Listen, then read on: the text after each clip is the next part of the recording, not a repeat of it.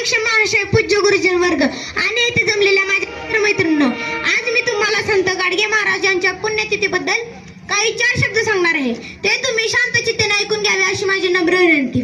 महाराष्ट्र ही संतांची भूमी आहे. आपल्याला अनेक थोर संत लाभलेले आहेत.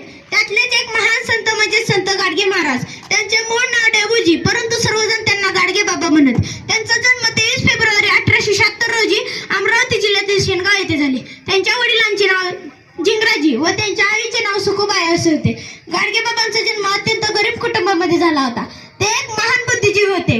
त्यांचे एकमेव ध्येय लोकसेवा हे होते. त्यासाठी त्यांनी आपले संपूर्ण आयुष्य सामाजिक प्रबोधनासाठी वेचले. ते अंगावर नेहमी फाटकी गोधडी घेत. त्यांच्या जवळ नेहमी एक झाडू असे व त्यांच्या हातात गाडगे, म्हणून सर्वजण त्यांना गाडगे बाबा म्हणत. ते गावोगावी जाऊन भजन, कीर्तन, प्रवचन करून शिक्षणाचे महत्त्व सांगत. देव हा दगडात नसून माणसात असतो, म्हणून आपण माणूस घडवणे आपले एकमेव ध्येय असावे.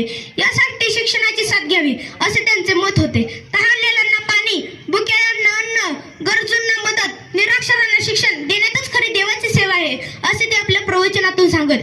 त्यांनी अनेक सामाजिक संस्था स्थापन केलेल्या, यात्रेकरूंसाठी धर्मशाळे व मोठे मोठे दवाखाने त्यांनी स्थापन केलेले. आजही गाडगे महाराज मिशन समाजसेवेत आहे. आधुनिक भारताला अभिमान वाटावा असे संत गाडगे महाराजांचे चारित्र्य आहे. आयुष्यभर लोकजागृती व लोकसेवेचे कार्य ते करत होते.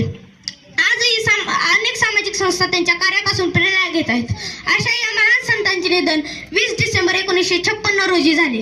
अशा या थोर समाज सुधारक संतांना माझे कोटी कोटी प्रणाम. जय हिंद, जय भारत, जय कर्मवीर.